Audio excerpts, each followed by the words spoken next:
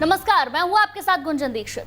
सियासत का नया दौर है। बदजुबानी भी नई शक्ल अख्तियार कर सियासी मैदान में आ डटी है, या यूं कह लें कि एमपी में डर्टी पॉलिटिक्स चल रही है। ताजा मामला किसान कांग्रेस के प्रदेश अध्यक्ष दिनेश गुर्जर का है, जिन्होंने अशोकनगर की रैली में मुख्यमंत्री शिवराज के खिलाफ आपत्तिजनक टिप्पणी की, तो वहीं मुख्यमंत्री ने इमोशनल पलटवार किया। बहरहाल अभी 3 नवंबर तक सियासी भाषा का जो लेवल है वो कैसे कैसे रंग बदलेगा, ये इन सब बयानों को देखकर साफ साफ पता लगाया जा सकता है। वहीं उपचुनाव के दंगल का घमासान पूरे शबाब पर है। बीजेपी जहां आज 28 विधानसभा क्षेत्रों में डिजिटल रथ रवाना करेगी, तो वहीं कमलनाथ गुना दौरे पर हैं। इन सब मामलों पर विशेषज्ञों से बातचीत करेंगे, लेकिन उससे पहले आप रिपोर्ट देखिए। उपचुनाव के दंगल में बदजुबानी का दौर बदस्तूर जारी है, या यूं कह लें डर्टी पॉलिटिक्स का नया सीक्वल तैयार हो रहा है। इस बार बदजुबानी की नई खेप किसान कांग्रेस के प्रदेश अध्यक्ष दिनेश गुर्जर के बयान से निकली है। सीएम शिवराज के खिलाफ विवादित बयान की उन्होंने झड़ी लगा दी। इस बिगड़े बोल पर सीएम शिवराज ने इमोशनल पलटवार किया। कहा, हाँ वो नंगे भूखे हैं, इसीलिए उनको गरीबों की परवाह है। हाँ मैं नंगा भूखा हूँ, इसलिए गरीबों को 1 रुपया किलो गेहूं खिलाता हूँ। हाँ मैं नंगा भूखा हूँ, इसलिए गरीब बहनों को बेटा बेटी के जन्म लेने के पहले 4,000 और जन्म देने के बाद 12,000 रुपया देता हूँ, ताकि मेरी गरीब बहनें भी आराम से अपने बेटा बेटी को पाल सके। हाँ मैं नंगा भूखा हूँ, वो क्या भूख जाने, वो क्या बीमारी जाने। अरे जाके पाँव न फटी बीमारी, वो का जाने पीर पराई। तुम्हें तुम्हारे बंगले मुबारक हो, तुम्हें तुम्हारे उद्योग मुबारक हो, हमें नंगा भूखा ही रहने दो। आइए सुनते हैं अशोकनगर की रैली में किसान कांग्रेस के प्रदेश अध्यक्ष दिनेश गुर्जर ने बदजुबानी की नई पारी खेलते हुए क्या विवादित बयान दिया था। माननीय कमलनाथ जी हिंदुस्तान के दूसरे नंबर के उद्योगपति हैं। शिवराज सिंह चौहान की तरह नंगे भूखे घर के नहीं हैं। शिवराज सिंह चौहान पे 5 एकड़ जमीन हुआ करती थी, आज हजारों एकड़ के जमीन के मालिक हो गए, क्योंकि किसानों का खून पीने का काम उन्होंने किया। वहीं जब सेनापति पर हमला हो रहा हो तो बीजेपी नेताओं ने एक मुश्त मोर्चा खोल दिया। कांग्रेस की बदजुबानी की संस्कृति पर सवाल खड़े किए। ऐसे अभद्र शब्द इस्तेमाल किए गए, और दूसरे तरफ कमलनाथ जी जरूर उद्योगपति हैं, बड़े रईस हैं। प्रश्न उठता है, ये रईसपन और उद्योगपतिपन कहां से उपलब्ध हुआ इनको? इसका जवाब कांग्रेस दे। प्रश्न हमारे लोकप्रिय मुख्यमंत्री और जनसेवक मुख्यमंत्री पर उठाया जाता है, जो हर एक योजना गरीबों के लिए निकालते हैं। मध्य प्रदेश की जनता, मध्य प्रदेश का गरीब किसान और मध्य प्रदेश के गरीबों का अपमान किया है। कमलनाथ को, दिग्विजय सिंह को इस बात का जवाब देना पड़ेगा कि शिवराज सिंह चौहान अगर गरीब का बेटा है, शिवराज सिंह चौहान अगर किसान का बेटा है, तो वो नंगा भूखा है। और अगर नंगा भूखा है तो वो गरीबों की चिंता करता है, गरीबों का दर्द जानता है। कांग्रेस ने दिनेश गुर्जर का बचाव किया है। कांग्रेस नेताओं का कहना है कि शिवराज सरकार पर भ्रष्टाचार का आरोप लगाते हुए गुर्जर ने ये वार किया होगा। देखिए, दिनेश गुर्जर जी ने भ्रष्टाचार को लेकर बात की है। वहां पूरे क्षेत्र की जनता, क्या मध्य प्रदेश की जनता जानती है कि शिवराज जी कहां से आए और कहां पर उन्होंने क्या काम किए हैं, सब जानते हैं। मध्य प्रदेश को इस सरकार ने जो शिवराज जी की थी खोखला करके रख दिया और खुद के हालत अच्छे किए। उसी का दर्द जनता का था। दिनेश गुर्जर जी ने कहने की कोशिश की है, लोकल लैंग्वेज होती है, लोकल भाषा होती है, अंतर आ जाता है। ये बात सही है कि कमलनाथ जी ने ज्यादा काम किया, शिवराज जी ने कम काम किया, लेकिन इस तरीके की भाषा का उपयोग किसी को भी नहीं करना चाहिए, और यदि किया इस तरीके की भाषा का उपयोग तो माफी मांग। आखिर दिनेश गुर्जर ऐसा क्यों बोल गए, इसके पीछे की वजह तलाशते हैं। दिनेश गुर्जर एमपी किसान कांग्रेस के अध्यक्ष हैं। मुरैना विधानसभा सीट से टिकट की मांग कर रहे थे। यहाँ से राकेश मावई को कांग्रेस ने मैदान में उतारा। दिनेश गुर्जर के समर्थक सड़कों पर उतर आए। समर्थकों ने कांग्रेस छोड़ने की धमकी दी थी। तो कुल मिलाकर कहा जा सकता है कि दिनेश गुर्जर अपने बयानों के जरिए अपनी खींच निकाल रहे हैं। बहरहाल एमपी चुनाव का दंगल दिन पर दिन और घमासान की ओर बढ़ रहा है और नेताओं का ताबड़तोड़ दौरा जारी है। वहीं बीजेपी ने डिजिटल रथ के सहारे चुनावी वैतरणी पार करने की कवायद शुरू की है, तो कांग्रेस भी उपचुनाव में पूरी ताकत झोंक रही है। देखना होगा जनता किसे 3 नवंबर को जीत का सेहरा पहनाती है। Team news state. तो उपचुनाव चुनाव की तारीख जैसे जैसे नजदीक आती जा रही है, जुबानी जंग के साथ साथ अमर्यादित भाषा का भी इस्तेमाल किया जा रहा है। राजनीति का स्तर तो गिरता ही जा रहा है। सबसे बड़ी बात, जनता के दिल पर क्या छाप छूट रही है, ये सबसे बड़ी बात है। इसी पर चर्चा करेंगे। हमारे साथ मेहमान भी जुड़ गए। गिरिजा शंकर जी वरिष्ठ पत्रकार हैं, शशिकांत शुक्ला जी अब से कुछ देर बाद हमारे साथ जुड़ेंगे बीजेपी से, भूपेंद्र शुक्ला जी हमारे साथ कांग्रेस से जुड़ गए हैं, और गृह मंत्री नरोत्तम मिश्रा हमारे साथ जुड़ गए हैं। सबसे पहले भूपेंद्र गुप्ता जी, आप ही के पास आते हैं और समझने की आप ही से कोशिश करते हैं। दिनेश गुर्जर कहना क्या चाह रहे हैं, क्या मतलब है उनका भूखे नंगे से?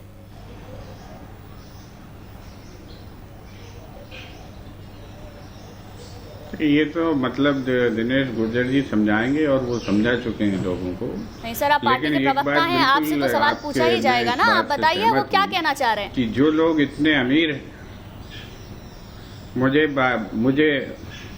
मुझे बोलने देंगी या आपको? हाँ, बिल्कुल बिल्कुल बिल्कुल बिल्कुल सर, आप ही बोलिए। तो बीच में टोका टाकी मत करिए, मेरा निवेदन है आपसे। बोलिए सर। ये मैं आपकी बात से इससे सहमत हूँ कि इस तरह की जो भाषा है, इस भाषा को किसी भी पार्टी को उपयोग नहीं करना चाहिए। और जो है इस भाषा जिसका प्रयोग जो लोग भी करते हैं, वो चाहे मुख्यमंत्री जी खुद क्यों ना हो, जो ये कहते हैं कि अबे ओए कमलनाथ, जो भारतीय जनता पार्टी के पूर्व प्रदेश अध्यक्ष हैं और सांसद सदस्य रह चुके हैं, श्री नंद कुमार जी चौहान, जो कहते हैं कि कमलनाथ आतंकवादी हैं, इन सबको जो है इन भाषा का प्रयोग नहीं करना चाहिए। और मैं इस बात से भी सहमत हूँ कि जिस व्यक्ति का बच्चा अमेरिका में पढ़ता हो, जो करोड़ों अरबों की जिसके पास संपत्ति हो, ऐसे व्यक्ति को गरीब कहना जो है गलत बात है। और इसके लिए जो है दिनेश गुर्जर जी को माफी मांगनी चाहिए। और उन्हें ये समझना चाहिए कि इतना अमीर व्यक्ति को गरीब कहने का उनने साहस कैसे कर लिया। जो दूध का धुला दूध तक भी दूध से धो के बेचता है, ऐसे व्यक्ति के बारे में सभी के शब्दों का प्रयोग करना गलत है और ये उन्हें नहीं करना चाहिए। इसके लिए उन्हें खेद प्रकट करना चाहिए। संभवतः वो खेद प्रकट भी कर चुके हैं। चलिए ठीक है भूपेंद्र गुप्ता जी। नरोत्तम मिश्रा जी भी लगातार हमारे साथ बने हुए हैं। सर, किसान कांग्रेस के प्रदेश अध्यक्ष दिनेश गुर्जर मुख्यमंत्री को नंगा भूखा कह रहे हैं। ये उपचुनाव है या ये तनाव है, या ये हार से पहले की हताशा कांग्रेस की नजर आती है? नहीं, अब मर्यादित क्या है, कांग्रेस की जैसी संस्कृति है वैसी भाषा है। लेकिन बोला तो सच है, हम गरीब परिवार से तो आए। हमारे नेता किसान का बेटा तो है, लेकिन गरीब होना अपराध है क्या, ये और बताएं वो कमलनाथ जी, या उस पर माफी मांगे वो। अब हम भारतीय संस्कृति के पूजक हैं, हमको कहते हैं कि नारियल लेके चलते हो, तो क्या लेके चले फिर? सलमान जी अकलीन कहाँ से लाएंगे? नारियल ही है। हम उद्घाटन शिलान्यास में जाएंगे तो नारियल लेके चले।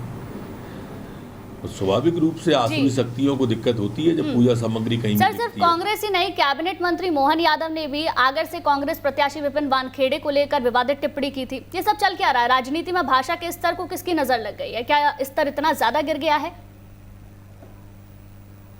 देखिए, क्रिया की प्रतिक्रिया अलग बात है और राजनीतिक प्रतिक्रिया अलग बात है। मोहन यादव जी का बयान क्रिया के ऊपर प्रतिक्रिया है। यादव समाज की धर्मशाला जो तोड़ी गई उसके ऊपर उनका बयान है, वो क्रिया की प्रतिक्रिया, उसको राजनीतिक प्रतिक्रिया से न जोड़ो। राजनीतिक प्रतिक्रिया तो ये है जो माननीय मुख्यमंत्री जी के बारे में कल गुर्जर ने। ठीक है सर। गिरिजा शंकर जी, क्या राजनीति का स्तर इतना गिर गया है कि जुबानी जंग तो चल ही रही थी, भ्रष्टाचार की बात हो रही थी, गद्दार की बात हो रही थी, अब बात भूखे नंगे तक आ पहुंची है? नहीं, देखिए, जो भाषा के स्तर का जो सवाल है वो केवल मध्य प्रदेश में या आज के चुनाव के नहीं है, पूरे देश में हम ये देख रहे हैं कि राजनीतिक भाषा शैली जो है उसका स्तर किस तरह का रहा है। अब यहाँ पर जो उस तरह की भाषा शैली का उपयोग करते हैं नेता, उनको ये देखना चाहिए कि क्या उस तरह की भाषा शैली का उपयोग करने से उनको कोई राजनीतिक या चुनावी लाभ हो रहा है या वो सेल्फ गोल कर रहे हैं। जो दिनेश गुर्जर जिसके बयान पर आज बात हो रही है, दरअसल ये मेरे समझ में नहीं आ रहा है कि वो बयान देकर क्या वो बीजेपी का फायदा करना चाहते थे। बीजेपी शुरू से इस बात को मुद्दा बनाती रही है, जब सरकार में कांग्रेसी तब भी, कि कमलनाथ उद्योगपति हैं, बहुत पैसे वाले हैं, और ये दरअसल उनकी तारीफ में नहीं, उनकी आलोचना में बात कही जाती थी। और यदि कांग्रेस का कोई बड़ा नेता जो किसान कांग्रेस का अध्यक्ष है, वो भी वही बात कह रहा है जो बीजेपी कहती रही है, तो आखिर इसका मायने क्या है? दूसरी बात यह है कि कांग्रेस के तमाम नेता जो हैं, यदि उनके इस बयान का किसी भी रूप में जो भूखे नंगे वाली बात जो है, दरअसल दो हिस्सों में इस बातचीत को देखना चाहिए कि एक भूखे नंगे वाली बात है और दूसरा उसके आगे जो उन्होंने कहा, जो आगे उन्होंने कहा वो एक अलग मुद्दा हो गया और एक राजनीतिक लाभ बीजेपी को कांग्रेस के इस बयान ने पहुंचा दिया उस भूखे नंगे की बात को लेकर। अब देखेंगे आप कि अभी तो नॉमिनेशन खत्म नहीं हुए हैं, चुनाव प्रचार अभी शुरू नहीं हुआ है। 17 तारीख से चुनाव प्रचार जब शुरू होगा तो भूखे नंगे का जो शब्द है वो कांग्रेस को कितना राजनीतिक नुकसान पहुंचाएगा। आप देखेंगे कि गुजरात चुनाव से लेकर आज तक गुजरात में और देश के चुनाव में, लोकसभा चुनाव में, ये छोटे छोटे शब्द जो हैं वो बड़े राजनीतिक मायने लेकर आए हैं और पॉलिटिकल पार्टीज को नफा नुकसान इससे हुआ है।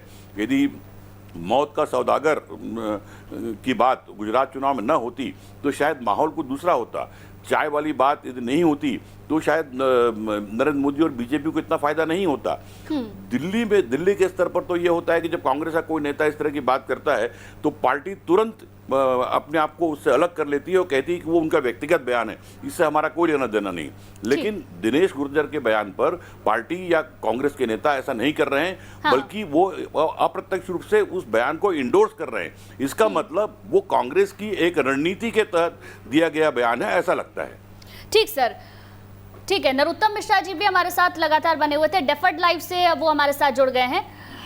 सर, क्या दिनेश गुर्जर टिकट ना मिलने की अपनी टीज को इस तरीके से पेश कर रहे हैं क्योंकि मुरैना से राकेश मवई को टिकट दे दिया गया है, तो क्या उनकी टीज है जो उस तरीके से बाहर आ रही है? अरे हम तो जो कहो सो मांग लेंगे, आप तो बताओ आप क्या करोगे। आप हमें तो आप नंगा भूखा कह ही चुके हो, बेकारी कह ही चुके हो। आप सोचो आपके नेता जो सोने का चम्मच मुंह में लेके पैदा हुए हैं, ठीक है, और नंबर 2 के अमीर हैं। ठीक है भूपेंद्र गुप्ता जी, क्या आपको नहीं लगता कि ये जो बयानबाजी हुई है इसके बाद कहीं ना कहीं कांग्रेस को इसका बड़ा खामियाजा उपचुनाव में उठाना पड़ सकता है?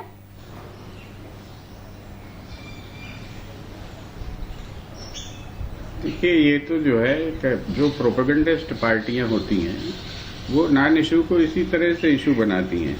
मैं जो है आदरणीय नरोत्तम जी बहुत विद्वान व्यक्ति हैं, तरह तरह के बयान भी देते हैं, बातें करते हैं।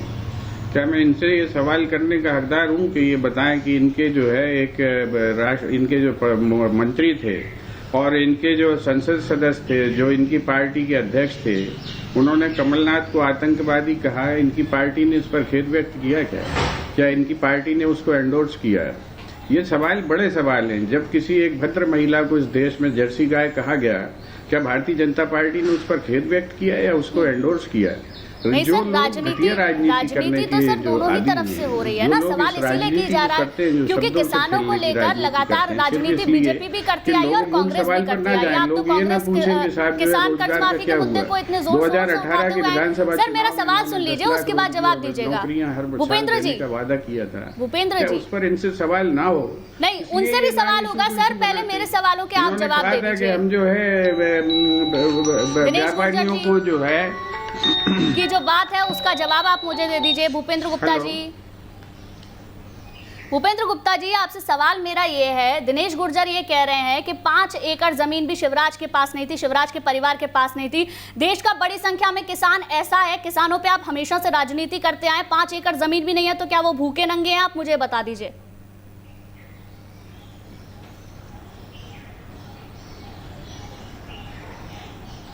किससे पूछ रही मैडम? मेरा तो आपने फोन काट दिया था। भूपेंद्र गुप्ता जी, आपसे सवाल है मेरा। किससे? मुझसे पूछ रही क्या? हाँ जी, भूपेंद्र गुप्ता जी, हमारा सवाल है तो मैं यही पूछ रहा हूँ कि जब मैं जवाब दे रहा था फोन क्यों काट दिया था? सर, आप मेरा सवाल सुनिए ना। मैंने आपसे जो सवाल पूछा आप तक पहुंचा मेरा सवाल? फिर से करिए, फिर से सवाल। सर, मेरा सवाल आपसे ये है, दिनेश गुर्जर कह रहे हैं कि 5 सर 5 एकड़ जमीन भी शिवराज के परिवार के पास नहीं है। ये दिनेश गुर्जर कह रहे हैं। देश का बड़ी संख्या में किसान ऐसा है जिसके पास 5 एकड़ भी जमीन नहीं है, तो क्या वो भूखा नंगा है आपके हिसाब से?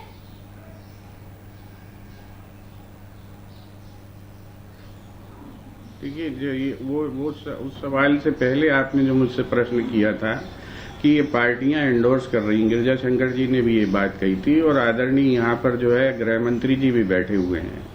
तो सवाल मैं ये करना चाहता हूँ, जो आपको भी करना पड़ेगा कि भारतीय जनता पार्टी हमेशा जवाब दीजिए ना सर, भारतीय जनता पार्टी से भी जवाब लिया जाएगा।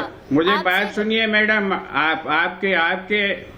मैं आपके एजेंडे पर बात करने नहीं आया हूँ। चुप रहे आप। अगर चाहती हैं मैं डिबेट में रहूं तो या मुझे काट दीजिए। सर आप मेरे सवाल समझ रही हैं आप बात को? सर आप जो बात मेरी मुंह में डालना चाहती हूँ वो बात में नहीं बोलूंगा। सर मैं आपके मुंह में क्यों डालूंगी? सर आपके सवालों का जवाब दे रहे हैं, जो मेरा सवाल है आप उसका जवाब दीजिए। मुझे बीजेपी से सवाल हम करेंगे। मेरी बात तो बात करने दीजिए मुझे। आपकी बात मैंने सुन ली है। ठीक है सर, आपकी बात मैंने सुन ली है। आप मुझे जो मैं बात कहना चाहता हूँ मुझे वो कहने दीजिए, और नहीं कहने देना चाहती तो आप मत बुलाइए। आपको बार बोल चुका हूँ। आपके एजेंडा लेकर जो बैठती हैं इस पर हम चर्चा करने नहीं आते यहाँ पर। सर यहाँ कोई एजेंडा लेकर नहीं बैठे हैं, सवाल हम पूछेंगे। जो सवाल आपसे पूछे यहाँ पर बैठे हुए हैं, इनकी बात सुनिए, मेरी बात सुनिए। आप डिस्टर्ब टाइम खराब मत कीजिए, मुझे मेरी बात कहने दीजिए। Why you are wasting time? ठीक है। विनोद हमारे संवाददाता कुछ कहना चाह रहे हैं। Vinod, over to you. अभी मतलब नहीं बोलने देंगी मुझे? जो हमारे मेहमान बैठे हुए हैं, मेरा उनसे एक सवाल है। भूपेंद्र जी, मैं ये जानना चाह रहा हूँ, यहाँ हम लोग, भूपेंद्र जी आप मेरी बात सुन लीजिए। हम यहाँ किसी का एजेंडा लेकर नहीं बैठे। मैं ग्वालियर से संवाददाता हूँ विनोद शर्मा। अगर हमारा एंकर कोई सवाल पूछ रहा है तो मैं सीधा आपसे सवाल करना चाह रहा हूँ कि जिस तरह की भाषा, जिस तरह की परिपाटी का इस्तेमाल किया जा रहा है। गलत सवाल, जवाब नहीं देना चाहते आप। हम लोगों के पास, भूपेंद्र जी, हम लोगों के पास समय की बहुत कमी होती है। आप क्यों डिस्टर्ब कर रहे हैं बार नए सवाल खड़े करके? आपसे मत भटकिए ना। जी हाँ, विनोद की बात का जवाब आपके पास समय की कमी सिर्फ कांग्रेस के लिए। जवाब भी नहीं देने देंगे आप मुझे। मुद्दे पर बात कर रहा हूँ मैं। ये गृह मंत्री जी बैठे, इस बात का जवाब दें। पूछना चाह रहा हूँ, इनकी पार्टी के अध्यक्ष थे नंद कुमार जी चौहान, उन्होंने कमलनाथ जी को कहा कि वो आतंकवादी हैं। इसका जवाब ये देंगे क्या? सुनिए पहले बात, जवाब देंगे क्या इसका? और आप जवाब देंगे क्या जो आप ये एजेंडा लेके बैठे हुए हैं? ठीक है, जवाब दीजिए। ठीक है, एक पार्टी के अध्यक्ष दूसरी पार्टी के अध्यक्ष को आतंकवादी कहता है। भूपेंद्र जी कमलनाथ जी ग्वालियर आए थे अभी। भूपेंद्र जी अभी कमलनाथ जी ग्वालियर आए थे। मेरी बात सुन लीजिए भूपेंद्र जी, एक मिनट आप जरा शांत हो जाइए। और मैं आपको बता रहा हूँ, कमलनाथ जी ग्वालियर आए थे, यही ग्वालियर में आके बोल के गए थे कि शिवराज जी नालायक है। कमलनाथ जी बोल के गए थे शिवराज नालायक है। जब सवाल पूछे जा रहे हैं तो उनके जवाब भी नहीं दे पा रहे। जवाब दिलवा दीजिए। शुभम, आप देखिए, डिजिटल रथ है। 2018 के विधानसभा चुनाव में भी बीजेपी के द्वारा इसी तरह के रथ रवाना किए गए थे। और ये रथ ये बताएंगे, इसकी अगर लाइन की बात करें, शिवराज में तो विश्वास है, इस लाइन के साथ बीजेपी ये अपना चुनाव प्रचार प्रसार कर रही है। शंखनाद किया जा रहा है 11 पंडितों के द्वारा, और ये तस्वीरें आप देख रहे हैं। और ऊपर मुख्यमंत्री शिवराज सिंह चौहान, वी.डी. शर्मा, बीजेपी पूरा जोर लगाकर ये विधानसभा चुनाव लड़ रही है। क्योंकि 2018 में भी हमने देखा था इसी तरह का चुनाव बीजेपी की ओर से लड़ा गया था। और ये रथ बताएंगे शिवराज सरकार की उपलब्धियां, शिवराज सरकार की सफलताएं और कमलनाथ सरकार की विफलताएं। तो ये तस्वीरें आप यहाँ पर लगातार देख रहे हैं जब बीजेपी के द्वारा ये डिजिटल रथ रवाना किए जाएंगे। और 28 विधानसभा क्षेत्रों में ये पहुंचेंगे और हर विधानसभा क्षेत्र में ये रथ, ये डिजिटल रथ लगातार घूमते रहेंगे। ये तस्वीरें आपने यहाँ पर देखी, बीजेपी की ओर से पूरी तैयारी कर ली गई है। और प्रचार प्रसार में अगर आप कांग्रेस से प्रचार प्रसार की तुलना करें तो इस तरह का किसी तरह का कोई भी रथ कांग्रेस की ओर से अभी तक देखने को नहीं मिला है। मगर बीजेपी इस चुनाव को एक आम चुनाव की तरह लड़ रही है। इससे पहले हमने कभी नहीं देखा इस तरह से उपचुनाव में इस तरह की इतना प्रचार प्रसार देखा गया हो। मगर अभी लगातार प्रचार प्रसार किया जा रहा है। देखना दिलचस्प होगा जब 10 नवंबर को नतीजे आएंगे तो जीत किसकी होगी। वीडियो जर्नलिस्ट अनवर के साथ शुभम गुप्ता, न्यूज़ स्टेट भोपाल। तो हमारे संवाददाता आपको वो तस्वीरें दिखा रहे थे जहां से प्रचार की यहां पर शुरुआत की जा रही है। हरी झंडी यहां पर वी.डी. शर्मा ने, शिवराज सिंह चौहान ने दिखाई है। वी.डी. शर्मा क्या कुछ बोल रहे हैं, ये सुनते हैं एक बार।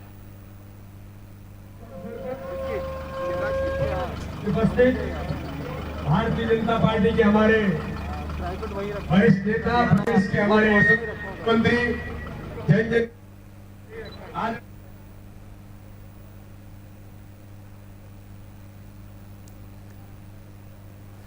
है, तो हमारे संवाददाता लगातार आपको वो तस्वीरें दिखा रहे थे। डिजिटल रथ आज 28 विधानसभा क्षेत्रों में भेजा जाएगा। ठीक है, लगातार मेहमान भी बने हुए हमारे साथ, गिरिजा शंकर वरिष्ठ पत्रकार हमारे साथ बने हुए हैं। सर, संयमित बयानबाजी क्यों नहीं होती है? सबसे बड़ी बात यही है, अगर संयम में रहकर या संयमित बयान दिए जाएं तो शायद राजनीति का स्तर इतना ना गिरे और असल मुद्दों की बात हो जिनकी होनी चाहिए। ये देखिए, ये आदर्श स्थिति होगी कि आप सही में बयान दें, एक स्तरहीन बातें न करें। ये एक आदर्श स्थिति है, लेकिन ऐसी है नहीं। और सबसे बड़ी दिक्कत ये है कि जब किसी एक पार्टी के नेता पर इस तरह के बयान देने की बात जब होती है तो उसी पार्टी के नेता अपनी पार्टी की बात छोड़कर दूसरे पार्टी के नेताओं के उदाहरण देने लगते हैं। इसका मतलब ये है कि वो अपनी पार्टी के नेताओं के ऐसे बयानों को जस्टिफाई करने की कोशिश करते हैं। यदि कांग्रेस से सवाल उठाती है कि बीजेपी के नेताओं ने इस तरह के बयान दिए थे तो वो गलत थे, तो इसलिए हमारा तो इसका मतलब अब दिनेश गुर्जर के बयान को पार्टी इंडोर्स कर रही है। यदि इंडोर्स करती है तो खुल के सामने आना चाहिए, उनको ये बोलना चाहिए दिनेश गुर्जर ने बहुत ठीक कहा है, सही कहा है और पार्टी उस पर कायम है। लेकिन वो ऐसा नहीं करेंगे, ना कांग्रेस करेगी ना बीजेपी करेगी। लेकिन इस तरह के बयानों से ये देखना होगा कि आपके ही पार्टी को कितना नफा नुकसान हो रहा है। भूखे नंगे शिवराज सिंह को कह देने के बाद सिंपैथी किस तरफ लोगों की जाएगी, क्या इसका अनुमान पॉलिटिकल पार्टीज को नहीं है? यदि जो एजेंडा बीजेपी डे 1 से चुनाव के समय से लगाती रही है कि कमलनाथ उद्योगपति हैं, करोड़पति हैं, बहुत पैसे वाले हैं, उनको गरीबों का दर्द नहीं मालूम, तो ये कांग्रेस के नेता ये बोलकर कि वो देश के सबसे बड़े उद्योगपति हैं, आखिर बीजेपी की बातों को इंडोर्स कर रहे हैं। तो ये जो चीज़ है, ये कांग्रेस पार्टी के नेताओं को खुद सोचना चाहिए जब ऐसे बयानों को देते हैं और ऐसे बयानों को बाद में जब उसको जस्टिफाई करने की कोशिश करते हैं। ठीक है सर, नरोत्तम मिश्रा जी भी लगातार बने हुए हमारे साथ। शिवराज राजनीति के सबसे माहिर खिलाड़ियों में से हैं सर, लेकिन उन पर इस तरीके की टिप्पणी ना सिर्फ कांग्रेस को भारी पड़ती है बल्कि बीजेपी का पलड़ा और भी मजबूत हो जाता है। फिर सेल्फी गोली इसे क्यों ना कहें? कांग्रेस की हिट विकेट हुए तो अब 7-8 महीने हो गए। अब तो ये अस्ताचल की ओर सूर्य है, थोड़ी सी दिन और बचे। 3 तारीख को मतदान हो जाएगा, 4 तारीख को शायद रिजर्वेशन फिर दिल्ली का करा लेंगे कमलनाथ जी, प्रवासी पक्षी निकल। ठीक है सर, बहुत बहुत शुक्रिया आपका हमारे साथ जुड़ने के लिए। विनोद हमारे संवाददाता लगातार हमारे साथ बने हुए हैं। विनोद, जिस तरीके से भूपेंद्र गुप्ता भी सवालों के जवाब दे रहे थे, दिनेश गुर्जर ने जो कहा वो तो कहा ही, कितना ज्यादा भारी ये बयान कांग्रेस पार्टी के ऊपर इस आने वाले उपचुनाव में पड़ सकता है?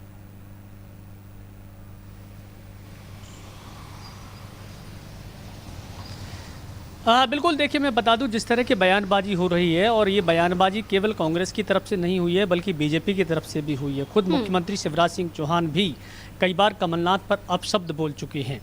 और दिनेश गुर्जर की तरफ से जो बयान आया है, ये बयान मुझे नहीं लगता कि बहुत ज़्यादा प्रभाव डालेगा, क्योंकि राजनीति में अक्सर ये होता है कि व्यक्तिगत किया गया बयान और व्यक्तिगत किसी व्यक्ति विशेष पर दिया गया बयान, ये कुछ दिनों में ये ख़त्म हो जाते हैं। हाँ, लेकिन अगर किसी समुदाय विशेष पर दिया गया बयान हो तो वो ज़रूर सरकार के लिए मुश्किल खड़ी कर देता है, सियासी दल के लिए मुश्किल खड़ी कर देता है। आपको याद होगा शिवराज सिंह चौहान ने जब कहा था कि कोई माई का लाल आरक्षण नहीं रोक सकता, तो उसका इम्पैक्ट ये पड़ा कि पूरे ग्वालियर चंबल अंचल में बीजेपी का सफाया हो गया था और जितने भी सामान्य वर्ग था वो पूरा का पूरा बीजेपी के खिलाफ हो गया था। दिनेश गुर्जर का ये बयान पार्टी का बयान नहीं है, ये बात बिल्कुल सही है, लेकिन कांग्रेस पार्टी में एक सबसे बड़ी कमी जो नज़र आती है वो ये है कि किसी भी नेता के दिए गए बयान पर वो तुरंत ना तो माफ़ी मांगते हैं और ना ही कोई सफाई देते हैं। जबकि बीजेपी का हमने देखा, इमरती देवी ने जब ये कहा था कि कलेक्टर से कह देंगे तो चुनाव तो ऐसे ही जीत जाएंगे, उसके अगले ही दिन बीजेपी ने सफाई दी और ये कहा था कि इमरती देवी बहुत ही भोली हैं, वो इस तरह का बयान कई बार दे जाती हैं, उनको समझ नहीं होती। तो कांग्रेस को भी इस तरह का बयान दे के इस बात को यहाँ पर ख़त्म कर देना चाहिए, नहीं तो बीजेपी इसको मुद्दा बनाती रहेगी। ठीक है, गिरिजा शंकर जी, जो बात विनोद कह रहे हैं, क्या यही वजह हम समझें कि कांग्रेस का जनाधार धीरे धीरे कम होता जा रहा है और बीजेपी जनता से कनेक्ट करती जा रही है?